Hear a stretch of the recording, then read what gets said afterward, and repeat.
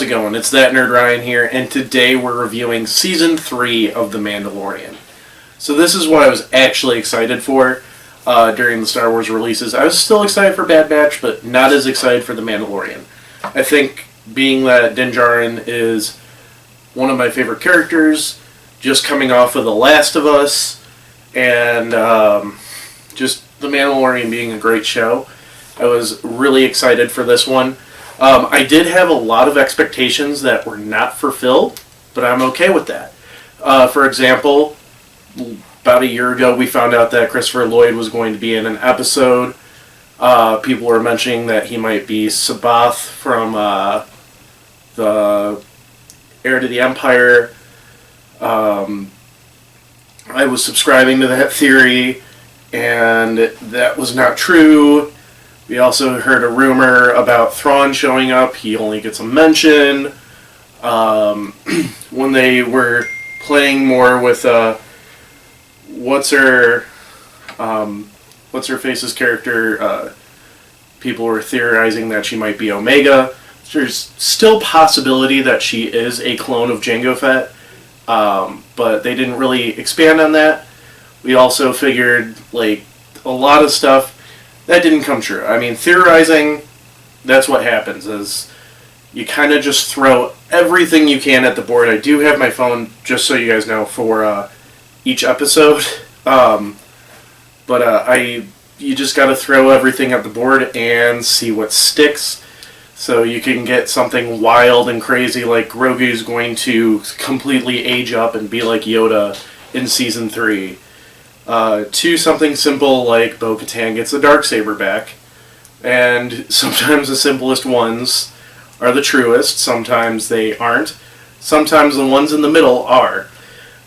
So, yeah, with saying that, I did think this season was not the best season. I still think probably Season 1 and 2 are better.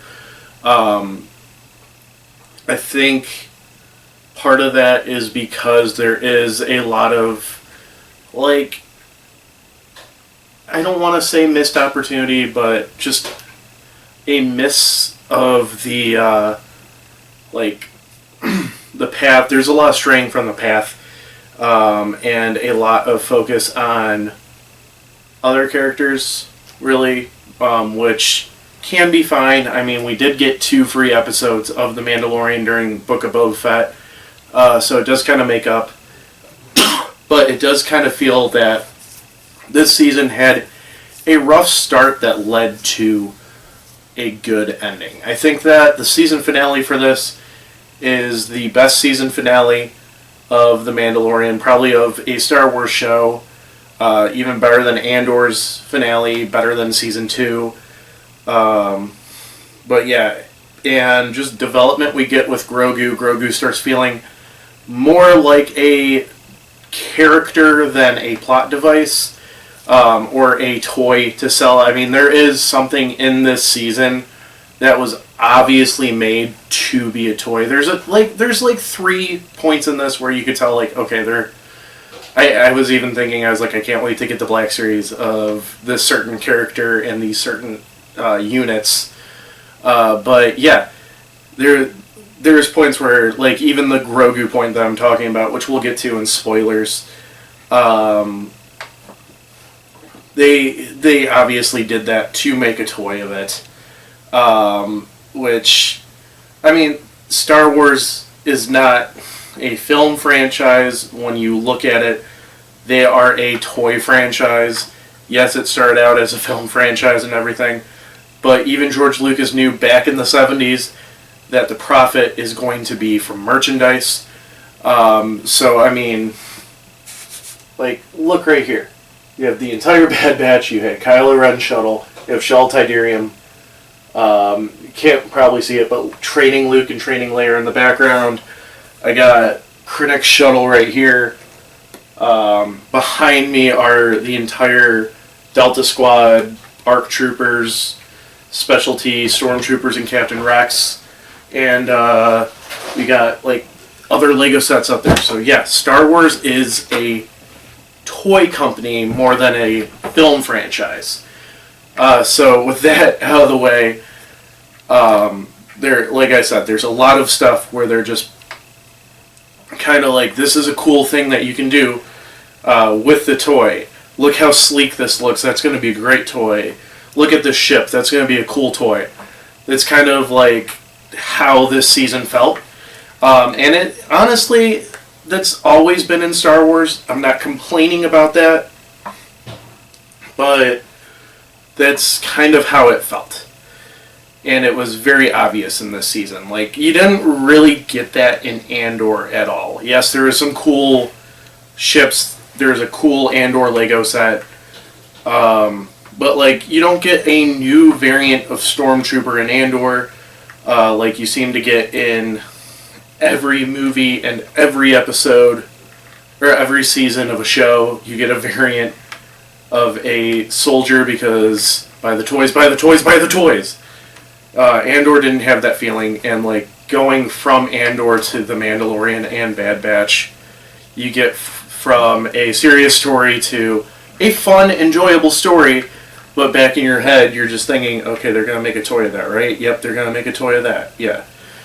And I mean, maybe part of that's just me being a toy collector, but at the same time, it's very blatant in this. And like I said, it's a critique, but it's not detrimental to the show. So, let's get into spoiler territory. So I'm just using my phone to look at the list. So, Chapter 17, which is Season 3, Episode 1, was The Apostate. I did do a short review of this. I do feel that this episode felt like the start of a video game with fetch quests going on. So, like, there's a giant monster that attacks the Children of the Watch while they're doing a ritual. Din comes in, saves the day. Automatically, no thank you, nothing, gets turned away. Says, well, you took off your helmet, you're an apostate. We are not allowing you to come with us. So he's like, well, then I gotta go to Mandalore, right? And they're like, yeah. So then, like, you could just imagine, like, in the top of the hood, ding, go to Mandalore. And then he's like, well, to go to Mandalore, I'm going to need a droid to navigate. Flies over to Navarro, gets offered a place to stay, but he really wants IG-11 so that way the droid can navigate for him. IG-11 does not have the correct memory bank. It will attack Grogu. Ping! Get a droid. Or get a memory bank for the droid. So then he goes to Tatooine to see Peli. Peli instead gives him R5, which I do want to say I'm so happy R5 gets some love in this, because it went from a goofy droid that has a bad motivator to like a very important character. And like I kind of came to that realization as I was watching the finale, that it's really cool that the two first astromech droids we see are very important characters, as in R2-D2 and R5. Those two are now like very, very important characters in Star Wars, and I could just imagine watching like The Mandalorian and then A New Hope with my kids and them being like, oh, that's R5, that's R5, which is kind of cool to think. But yeah, so he takes R5, he goes to Concordia, I believe it was Concordia, to talk to Bo-Katan. And she's like, I'm not going to go to Mandalore. It's pointless. So then Din says that he's going to do it. And that's how the episode ends. So, Chapter 18, which is Episode 2, Din goes to Mandalore. And this is where we get to see Grogu actually, like, do some action and do some stuff to help Din. So in this, Din, R5, and Grogu go to Mandalore, and they Din gets attacked and captured by basically a raider. And I'm not just saying that because Last of Us, but he gets attacked by a raider and captured, and the Darksaber gets freed from him. So technically, it'll play out later, but technically, the raider owned the Darksaber at that point because he beat Din in combat. Grogu runs away, takes the ship, goes back to Bo, and him and Bo go on a rescue mission. So they go, Bo wins the sword from the raider, kills the raider, which was like literally a video game character, it felt like, because he had different forms that they had to keep fighting. Din takes the saber back. They go and they bathe in the waters of Mandalore because Din slips and falls down. Bo dives in to save him and sees a mythosaur.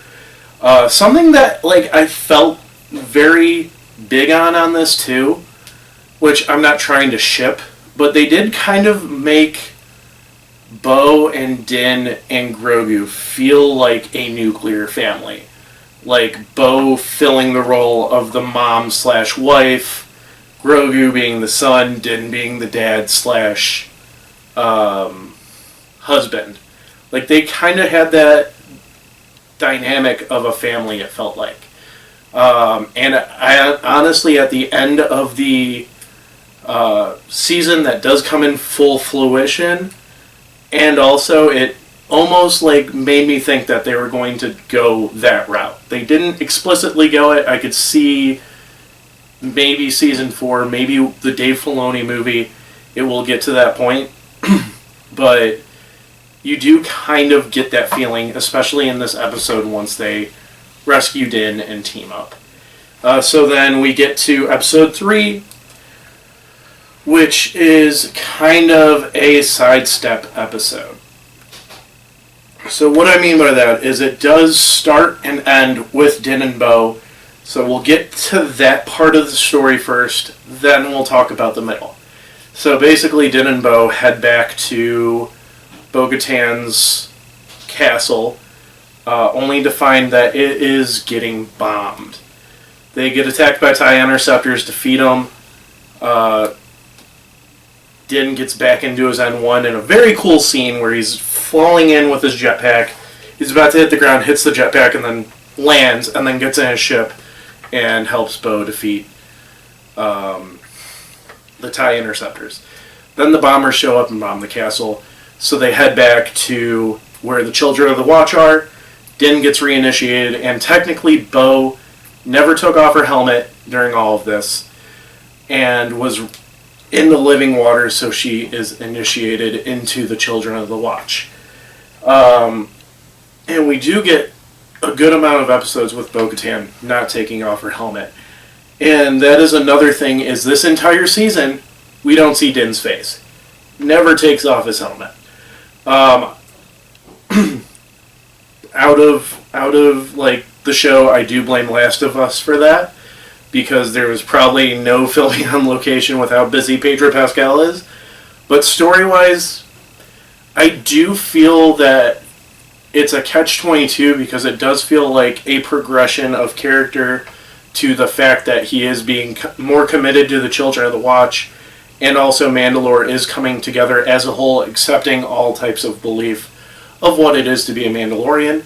But at the same time, I feel that him taking off his mask was an important thing, and I was hoping that he didn't go through with the ritual and realize this is insane and try to convince the Children of the Watch that it's insane. Anyways, so that's the beginning and the end of that episode. The middle part is all about Dr. Pershing and a character that I still cannot remember the name of. I apologize. But seeing them going through Imperial amnesty and kind of sneaking out. And then basically the character that I'm thinking of that I believe is a clone of Jango Fett, she basically backstabs Pershing and then wipes his mind. And we don't find out why until basically the last 2 episodes. So Pershing was basically just a pawn for Gideon to make clones, as well as Brendel Hux to make clones of Palpatine. So next we get the Foundling. I thought this was going to be an episode about Grogu. It actually ends up being about Paz Vizsla's son getting abducted. And through him getting abducted, it shows Bo-Katan's leadership and how she is like a very good leader and very good planner and everything like that. So when they get together and everything, they defeat this beast and steal back the sun under Bo-Katan's watch. In that, the armorer gains respect for Bo-Katan. Season 3, Episode 5, which is the pirate. Navarro gets attacked by pirates. So the Mandalorians go and save the day, basically. We also get a cameo from Zeb in this part, which was great, just at the beginning of the show. But yeah, the Mandalorians come in, save the day, and they're allowed to stay on Navarro.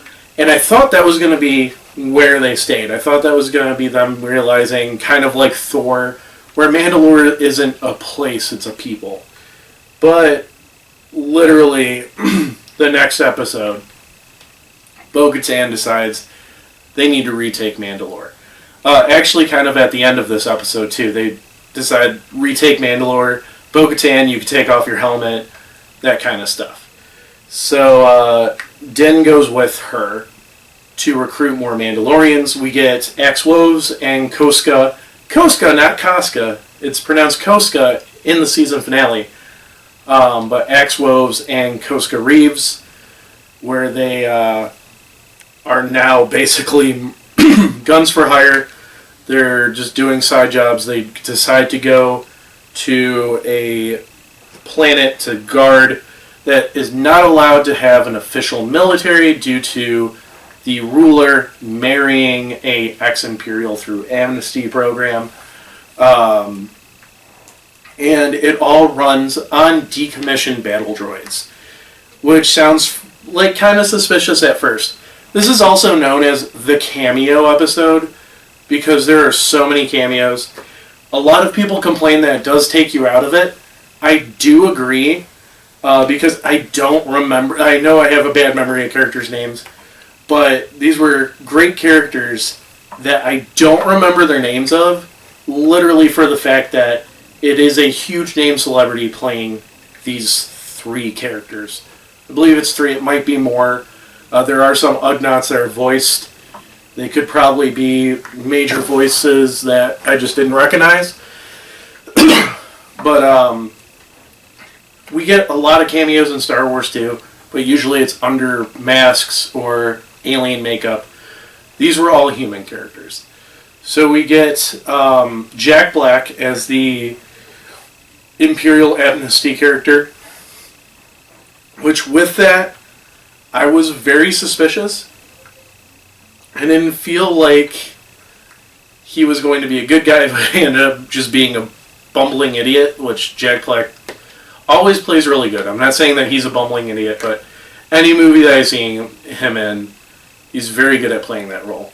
Lizzo was the ruler. She was the Duchess.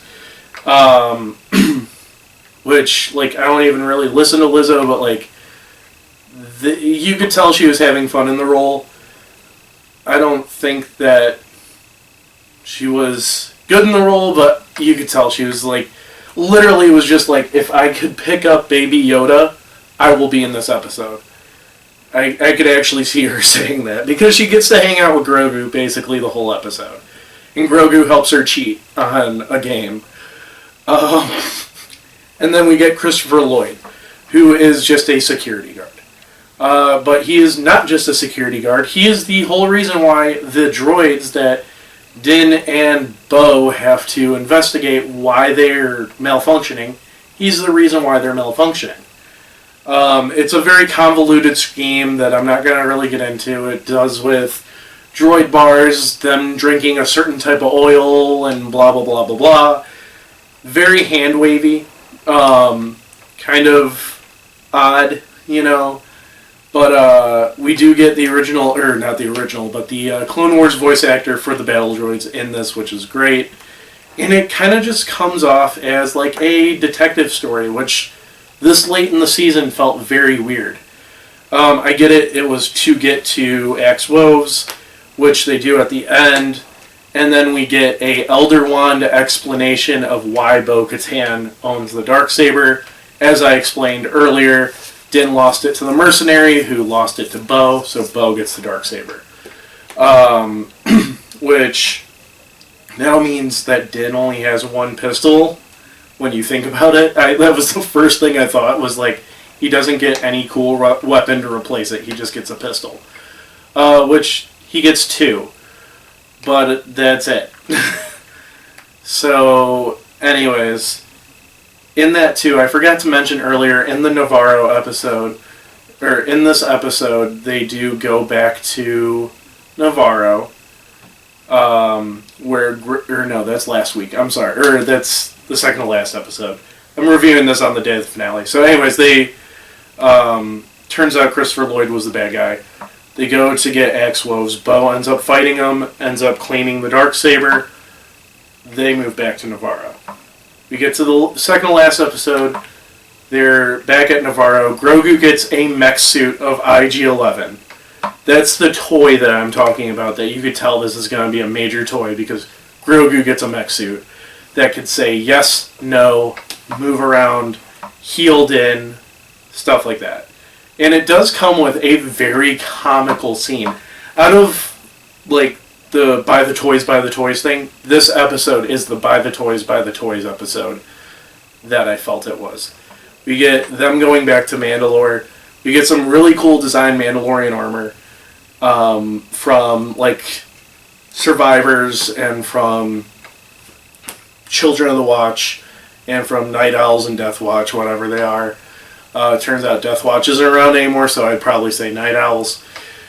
But yeah, we get kind of build up of, like, Bo not knowing if she can lead and what truly happened at the Night of 1,000 Tears.